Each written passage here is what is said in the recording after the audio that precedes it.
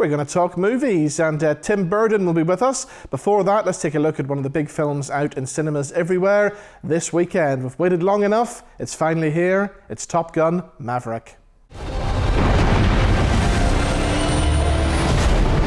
Good morning, aviators. This is your captain speaking. Today's exercise is dogfighting. 2 versus 1? He's got to be kidding. What the hell?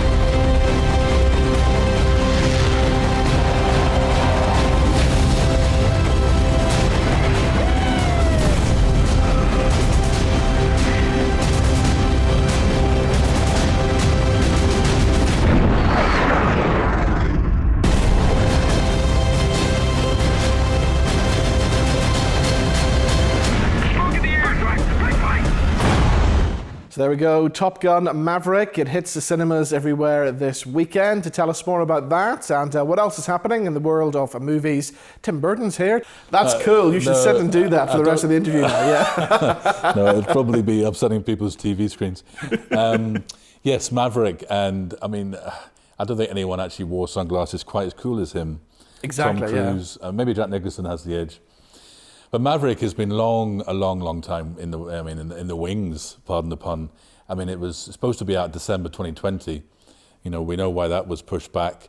So they have made some tweaks, and that's what, you know, I've been interviewing, you know, so many people over the years, especially post-COVID, and it's been very interesting how, in a sense, it's actually made them, because of the delays, it's made them go back, tweak a few things. You know, many, whether it be editing, even new performances, or of course music as well. So there's been such a long drawn out post-production period that it's hard not to resist to kind of, okay, let's tweak this, tweak that, because usually it's a race to the finish line. Exactly. You know? Now, of course, we all remember it from the first time around. Yes. And watching those amazing fighter plane scenes. Mm-hmm. That was amazing back then. Technology has moved on a lot since then, so I imagine it's going to be even more spectacular this time around. Yes, I mean, it's been shot in Imax, so certainly, you know, do see it either at the Omniplex, Omnimax, or at Belfast Cineworld in their new Imax, because I mean, the format is made, you know, for this. And the sound, Dolby Atmos, is incredible. I mean, you know, the seats are shaking whenever the jets are in full motion, with lots of subwoofer on max. And, you know, with this kind of film, we know we're expecting lots of bombast, you know, lots of noise, and obviously some fantastic aerial batics. We know this, but there is actually quite a good story here. Obviously, Tom Cruise as Maverick has been invited to actually, well, he thinks he's invited, but he's actually been ordered to go and teach, you know, at this academy, essentially what Kelly McGillis used to do you know, back then. She isn't in this. Meg Ryan isn't in this either. Meg Ryan was invited. For some reason, she turned it down. But who knows, you know. But we have got the lovely Jennifer Connelly, haven't we, in this one? We have. Yeah. Jennifer's adorable. I mean, ever since, I mean, look at Labyrinth, Once Upon a Time in America, A Beautiful Mind, beautiful performance. You know, she's a terrific actress, and she does do these kind of blockbusters well. You know, in addition to the more intimate roles, she definitely can wear many hats. And musically speaking, I mean, it's exciting because we have the familiar Top Gun anthem from Harold Faltermeyer. So Harold Faltermeyer is being assisted by Hans Zimmer. So Zimmer's giving it his kind of high production values. And, you know, there's certainly lots of his voice in there, but still remaining true to the original Harold Faltermeyer song. And of course, there's a massive Lady Gaga contribution as well with Lorne. It's not exactly Berlin, Take My Breath Away, but it's a good song. It is. I mean, all the good notes are there. Pay credit to Lorne Balfe, who's assisted in producing that song, and he also assisted Hans Zimmer. Lorne Balfe is from London and is a very talented composer. He's also just done a new Mission Impossible film, so some people might think he's certainly connected to Tom Cruise in many ways.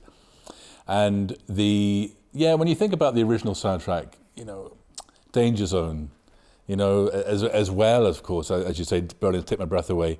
But there's so many highlights on that soundtrack. I mean, that was one of those iconic soundtracks which, you know, you would just love to have on repeat. You know, there's so many great tracks. Exactly. Talking about music, let's talk about Ennio Morricone. Because I know there was a special film recently about him, wasn't there? That's right, yeah. Well, his dear friend, Giuseppe Tornatore, who, you know, they were working together since the late 80s, and famously Cinema Paradiso. And this documentary by Dog Woof Productions is directed by Giuseppe, and it's a really wonderful window into Ennio's genius world. You know, I mean, we have some very rare, previously unseen footage of him actually at the Italian Music Conservatory playing trumpet. He was a trumpet player. And then we see all this archive footage. And then we see Ennio in his home studio. You know, it's poignant because it would have been very soon before his passing, which is now almost 2 years ago. But we also have directors like Quentin Tarantino, Oliver Stone, who worked with Ennio, and they're very candid. Like Oliver Stone and Ennio didn't really get on, didn't see eye to eye. And the movie U-Turn with Sean Penn was the one they worked on together. It was a bit of a bomb. So Oliver Stone's quite open about that, and the fact Ennio just kind of gave up on it. You know, not every artistic collaboration works, as we all know. Yeah. But there are, of course, the legendary collaborations, like with Quentin Tarantino. You know, the needle dropping of songs and Ennio Morricone scores in Tarantino's films was always just iconic. I mean, you know, with Kill Bill, and then later on, of course, he got Morricone finally to write him a fresh score for the Hateful Eight, which is just wonderful. You know, the kind of bass line and that brooding theme, which matches the Robert Richardson photography of the, you know, the snow vistas. And Ennio Morricone, yes, this documentary film is 2.5 hours. It's long, but it's not one of these clock watching films. You know, you are engaged in it completely. There's also Hans Zimmer once again. He's talking about his colleague and friend. I mean, they met a few times over the years. John Williams as well is speaking about Ennio's legacy and you know, the dynamic spaghetti westerns, Once Upon a Time in America. You know, that beautiful string writing and the melodies and the vocals. So. And I think one of the great angles about Ennio as well this year, especially, is in Dublin in November, there's going to be a really special tribute concert, which is the start of the world tour by his son, Andrea Morricone. Right. Andrea actually worked with his father on many, many films, Cinema Paradiso being the first. Andrea would have written the actual love theme, which he won many awards for. And Andrea will be conducting a full orchestra, the Rome orchestra which Ennio would have used, and in Dublin's 3 Arena, end of November. So all of the hits, I suppose, if to put it, you know, kind of flippantly, all the wonderful music which Ennio wrote.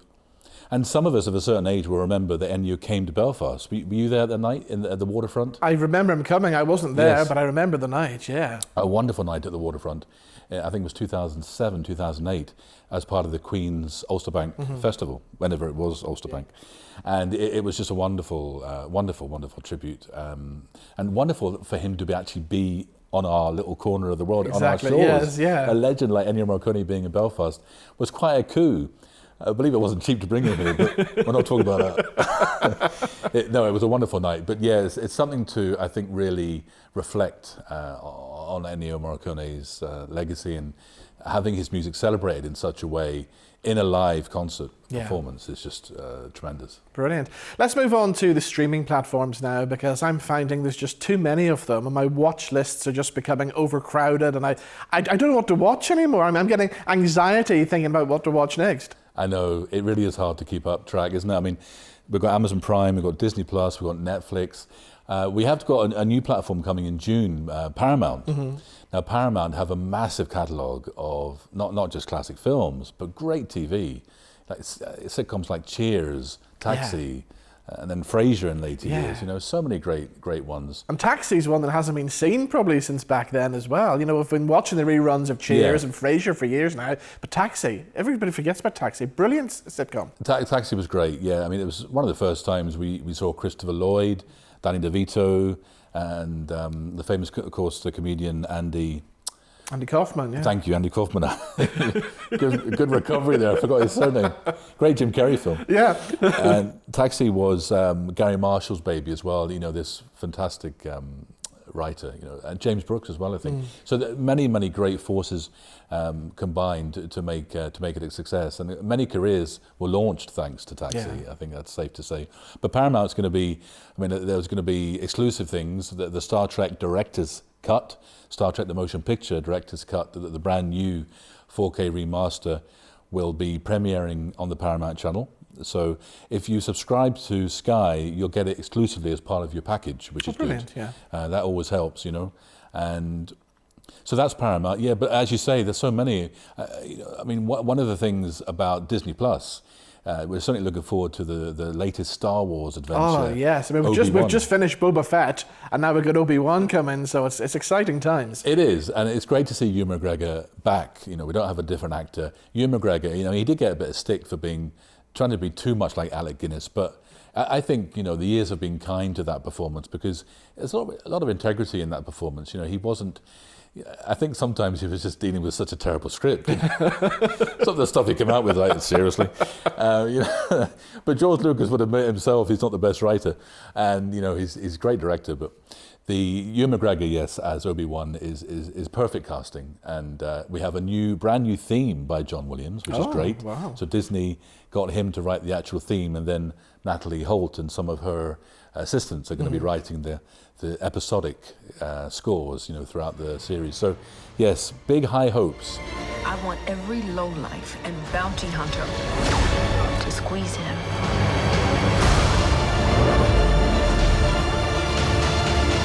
You can't run, Obi-Wan! You can't escape him!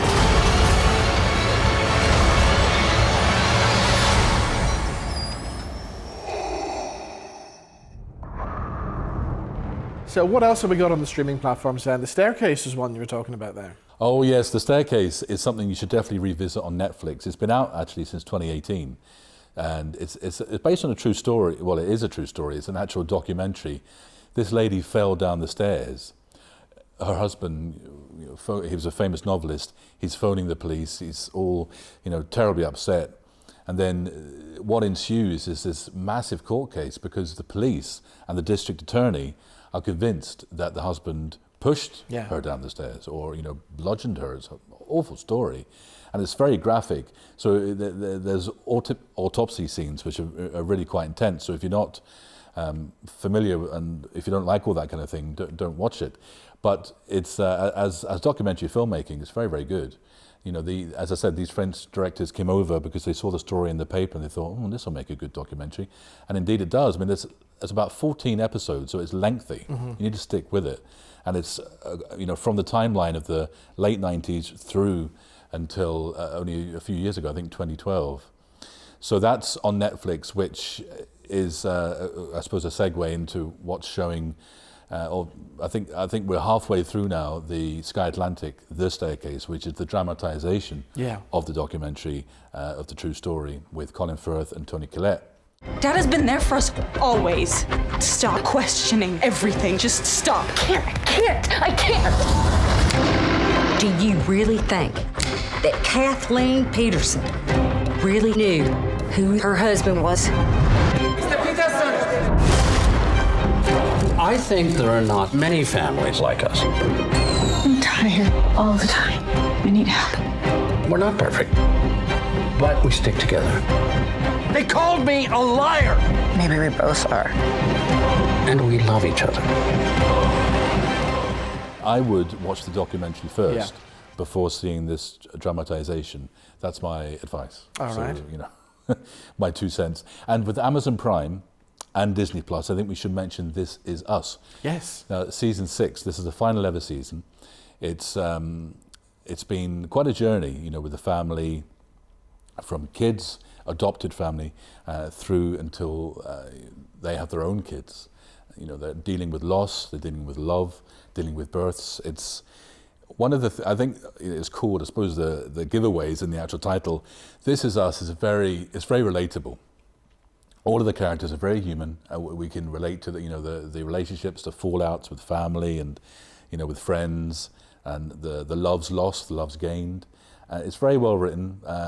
Beautiful use of the Billy Joel song recently, and So It Goes. Beautiful song, and that was in episode 6, and I can't recommend it enough. So if you haven't, I mean, you need to start with obviously season 1. Yeah. But if you are familiar with This Is Us, and they even filmed it during COVID as well, and it's been on our screens for some time. It's something you should definitely stream. Okay, now we waited years for the new Top Gun movie. Another movie we've waited years for is the new Elvis movie as well, which is on the way in June. I've got a clip standing by, but this looks pretty good. Tom Hanks as the Colonel as well. That's right. Yeah. Tom Hanks. You remember whenever Tom Hanks got, COVID? Yeah, this was whenever he was filming this film. Because Baz Luhrmann always films over in New Zealand or Australia, so you have to go to him. He doesn't come over here. But Baz Luhrmann's vision is just outstanding. We know his movies, Moulin Rouge, Romeo and Juliet. Get a haircut, buttercup! In that moment, I watched that skinny boy transform into a superhero. Well, you may go to college, you may go to school, you may have a pink Cadillac, but don't you make nobody's fool now, baby. Come back, baby, home, baby. You always play house. What all that? The wiggle. The what? Them girls won't see you wiggle. Move, man.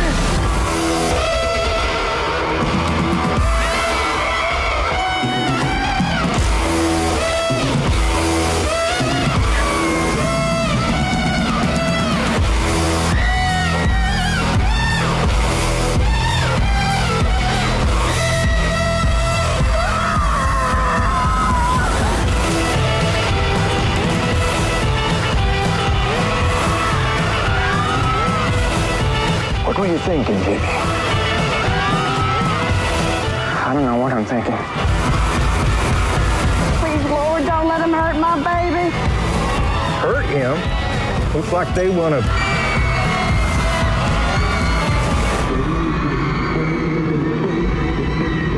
Now, I don't know nothing about music, but I could see in that girl's eyes he was a taste of forbidden fruit.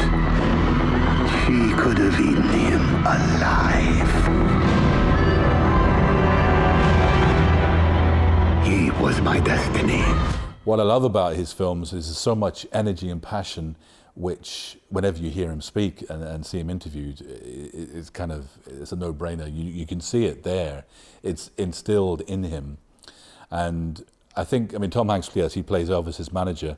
And some of the clips which we've just seen there are really quite effective. And I think what this film is going to reveal is, well, how cruel the management was. Yeah, exactly.